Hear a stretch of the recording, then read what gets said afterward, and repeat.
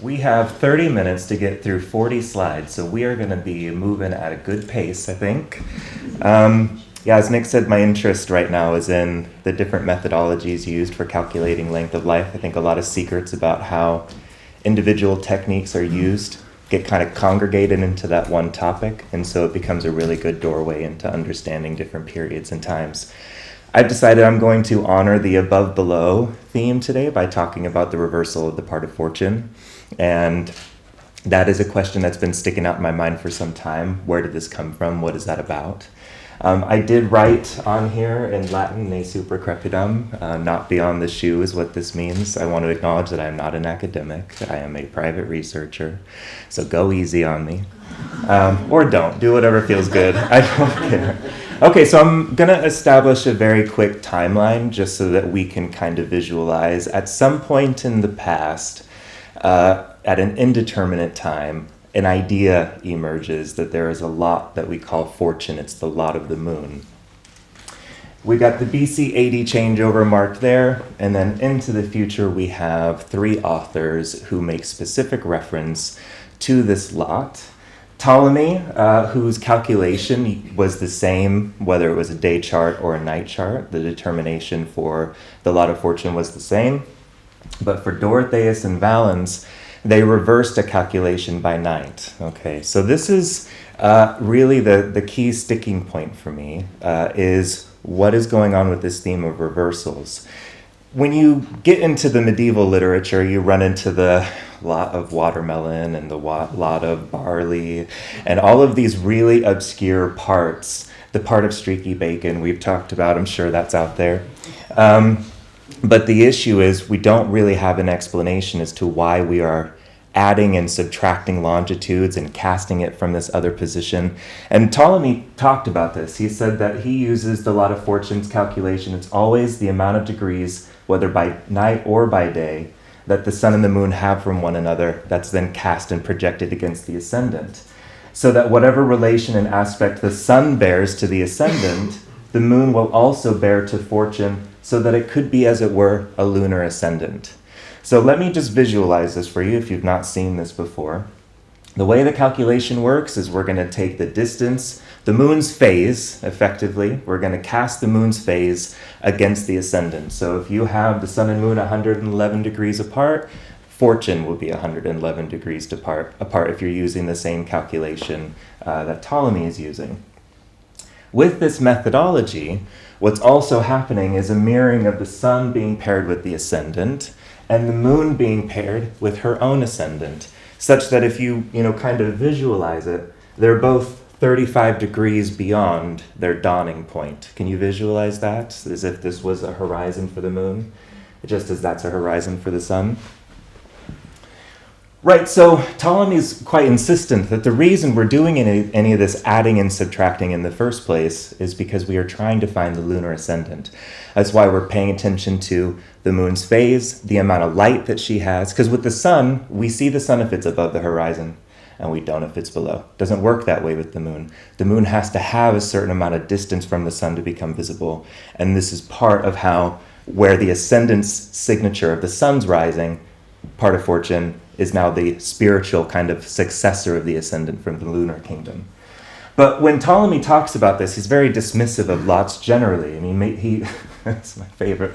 He says, as for the nonsense, could you imagine spending your entire life, working on something, and for the nonsense on which many waste their labor, and of which not even a plausible account can be given, this we will dismiss in favor of the primary and natural causes. So he makes the point that if we can't explain, if we can't justify the rationale, I don't know what to do with this. We just kind of have to park it somewhere. So I'm only going to spend a little bit of time focusing on what I can explain.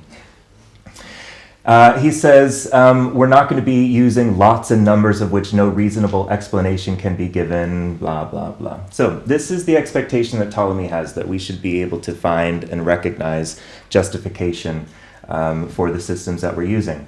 Now, there's a chart that I want to reference today called Chart 81, and I've drawn it here so that you can see. This is the part in my presentation where I want to give special thanks and acknowledgement to Dorian Greenbaum, whose research, without that research, I would have been many decades behind in being able to pick up any of this. So there's a lot here that I'm indebted to Dorian for, and also to Deborah Holding, who brought my attention to this horoscope in the first place. So this is from the Greek horoscopes. You can see the ascendant has Scorpio rising, the moon is at 13 degrees Taurus. The sun is below the horizon in this chart. The sun is in Aries, and you can see that there's about a sign away between the sun and the moon, so 29 degrees. And the part of fortune is 29 degrees extended from the ascendant. So this is a daytime formula. Inside the text that we have in Greek horoscopes, what's written is that the lot of fortune will be in the sign of Jupiter, so Sagittarius, and in its triangle. But this lot some will ignorantly assign to Libra. So that's the real catching point. It's not just that this is a variation. There's an intimation here that if you're not reversing, you've missed a principle somehow. Right, so that's the point of interest that I have. We're going to have to come back to this chart in a little while and just park it for now. Before we jump into that, I want to take a moment to talk about Marcus Manilius. I'm glad to see that he's been present in so many presentations today. There is a system of lots that he represents in his Astronomica that doesn't get a lot of attention. It wasn't used past, that I can tell anyway, used past his text. It has been called the Circle of Athla. That word Athla meaning labors, so the different labors of the moon. I want to say that SkyScript is currently working through making available annotated editions of rhyming versified English versions of the Manilius Astronomica. So it's normally $7.50, but if you want a free copy, you can get that. Attendees at the Sophia Center conference can get that for free. I have a QR code you can scan up later if you'd like and get yourself a copy. Okay, as Manilius is preparing to introduce these ideas, he gives us, quite a lot of text that we're not going to read. I'm going to kind of sum this up for you. But as he's getting ready to introduce his system of lots, he mentions that this is going to be built on themes of what he calls reciprocal federation. So we're dealing and working with triplicities. So he'll say, for instance, that ordaining that air and earth and fire and flowing water should each for the other provide mutual sustenance, that they stand firm in bonds of reciprocal federation. He then makes the point that fortune is the determining point. That's where we begin. You start with the first lot, which is the lot of the moon, and then every other lot is automatically determined where it is because it will be 30 degrees on by degree all the way through, and you have a system of 12 lots that have been cast in each of the different signs falling at the same degree. He then kind of draws a bit of a contrast with the houses, saying this is not quite the same thing.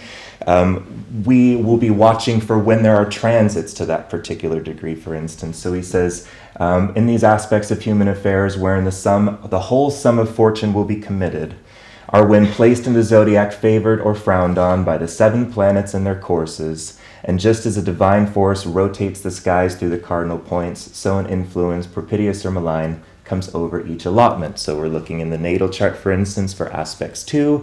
We also might expect transits 2 from this language. These are the kind of ideas you might be working with.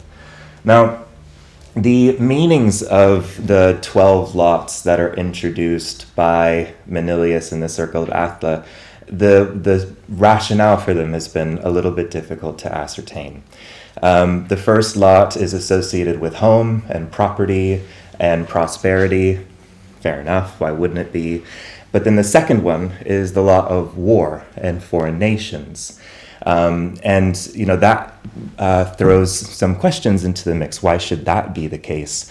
I'm going to say that if we put the lot of fortune, remembering that Manilius introduced this, that this is based on a theme of triplicity systems. Okay, that's the idea that we're working with here. If you place the part of fortune and imagine momentarily that it's aligned with the sign of Cancer, and then let all of the other 12 lots fall through, a system emerges. So I had decided to group these by the triplicities because I think it makes the themes a lot easier to see instead of saying lot 1, lot 2, lot 3.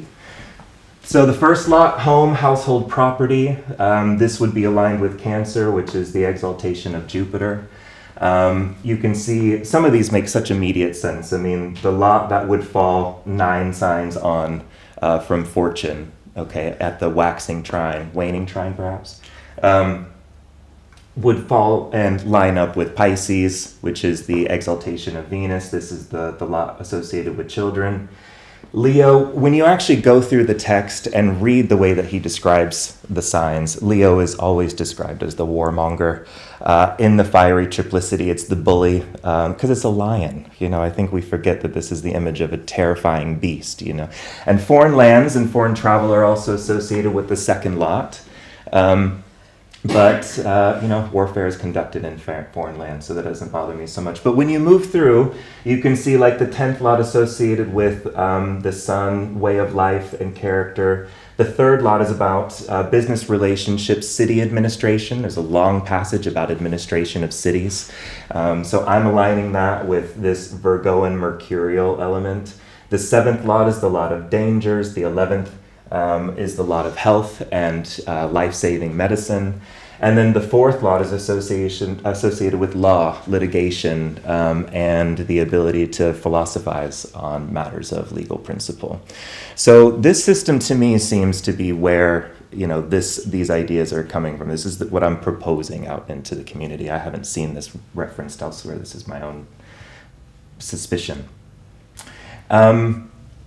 And each of these, you will see that in the system that gets pulled out by Manilius, that each of these lots, they are numbered 1 through 12, but they don't have the same associations with the houses and their meanings.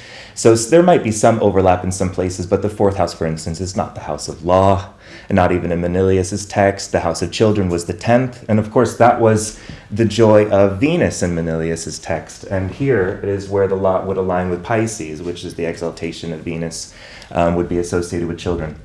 If I'm right about this, I think that this indicates that this is probably a very old system, because it did used to be that Cancer was the origination point of the zodiac for civilizations a few centuries before in the Egyptian region.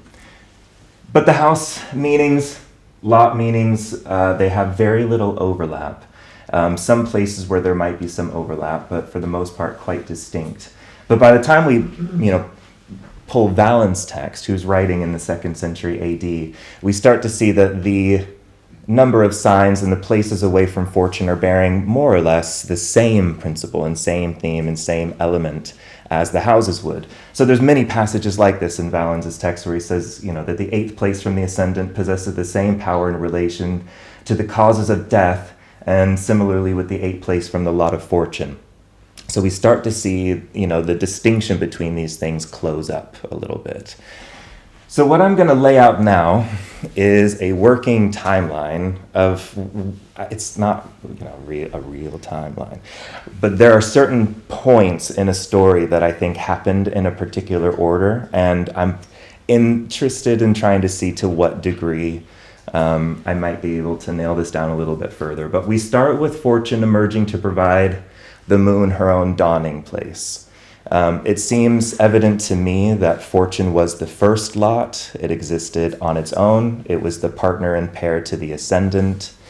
And so this was, a different perspective here. And I'm throwing out this idea that there was effectively a denaturing. So if that did happen, where the origination point is that we're looking for the lunar phase against the ascendant, we're looking for a lunar ascendant, by the time we start introducing the idea of reversing our calculation so that the lunar phase is no longer tied to the determination point of where Fortune is, we are possibly now walking away from, the originating logic of this particular system. So Manilius is writing his text in the 1st century AD, so somewhere before this period, the Circle of Athla came up. Who knows how long it had been in existence? It seems like it's probably quite an old one to me, but maybe not very influential. It's not really referenced anywhere else. I don't see a whole lot of conversation built up around that as you move forward. So with the circle of Athlo, there's a very different system than the one that we see now. It's a system of lots that are cast from fortune. So once you've got fortune, the other lots basically cast themselves in 30-degree increments, in the adjoining signs. But what I think happened here, and we're going to spend a little bit of time talking about what's happening here, I think that it's a very understandable issue that there was struggle in making sense of what Ptolemy might have been saying when he was talking about this system of reversals and calculation. It keeps tipping that thing, so I wouldn't lean on it. Okay, all right, thank you. Just end up on the floor. Right, so we've got two different timelines here now. So this first line is the line where, if you're on this line, you're not reversing the formula. This second line represents authors who are reversing the formula. So Manilius, for instance, he did reverse the formula. So there's, already some interesting thing happening there. Then I believe at some point into the future, I wouldn't be able to say when this kind of thing happens. Once you start reversing something and saying sometimes it's here, but sometimes it's there, psychologically, there is now a gap, right, in the place where the thing is not. Eventually, someone's going to think we should be filling that. It's just like human nature. If there's a void, we're going to fill it.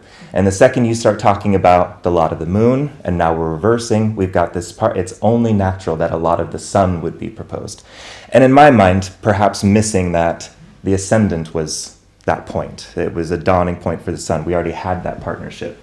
But then we have the lot of the sun, and eventually we are now adding and subtracting for all the other hermetic lots, and then the system continues to grow and grow. An entirely new subsystem has developed around this idea because of this reversal system. It's possible that, this system of reversing and this system of introducing new lots happened very close together or happened at the same time. It's unlikely in my mind that they happened in reverse order. Seems likely to me that there would have been some space between those and a little bit of a window. So then we have our authors. So Ptolemy is up here, not rotating it one way or the other. Dorotheus and Valens are writing down at this point where we now have the introduction of new lots that are being referenced in their texts. And then Manilius is writing not with reference to other lots outside of how this fortune system creates the demarcations of the other lots. Now there's this quote from Ben Dykes in his introduction to his translation of Carmen Astrologicum that I want to read. It says, 2 lots are used with triplicity lords. So he's making this point that when he's moving through Dorotheus' text, there are only 2 lots in which the triplicity lords were told to pay attention to what's happening with those. The lot of fortune is so important, so that makes sense that we would use triplicity lords for that. But should all lots have them, particularly the lot of spirit? And if so, why doesn't Carmen say? And if not, why not? What's the difference? And I think the reason is because it was new. It just didn't have the legacy behind it. It didn't have the time. It didn't have the cultural, historical importance. I think that that's probably part of what's happening here. So let's talk about this theme of reversals, because this is really like the hinge point in the conversation. So just to remind, we're taking the lunar phase and casting that against the ascendant if we're not reversing how we do our calculation. Okay? And what that produces is the same distance between the luminary and their individual ascendant or dawning place, however you like to think about it. I've got an image of the Project Hindsight translation of Valens' text here. I just want to read it to you because I think it's quite compelling information. Valens says, concerning the lot of fortune, this is the king, we're talking about a text of Netepso and Pedosiris. Concerning the lot of fortune, he has indeed presented the inversion and reversal as a riddle.